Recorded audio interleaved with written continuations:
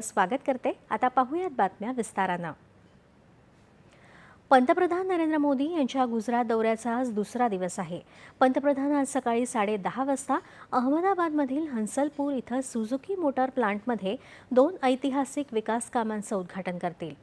Hybrid battery इलेक्ट्रोडच्या स्थानिक उत्पादनांचं अनावरण करतील आणि 100 देशांमध्ये इलेक्ट्रिक वाहनांच्या निर्यातीला हिरवा झेंडा दाखवतील। यावेळी ते उपस्थितांना संबोधित करतील।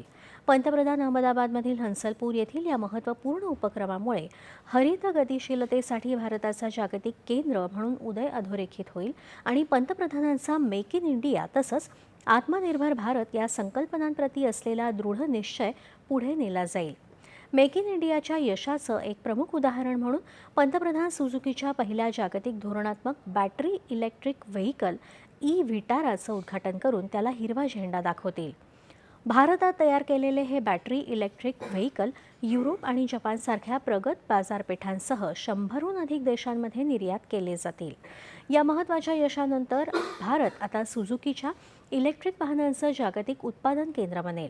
त्यापूर्वी काल पंतप्रधानांनी अहमदाबाद इथल्या खोडलधाम मैदानात तब्बल 5,400 कोटी रुपयांहून अधिक खर्चाच्या विकास प्रकल्पांचं लोकार्पण आणि भूमिपूजन केलं।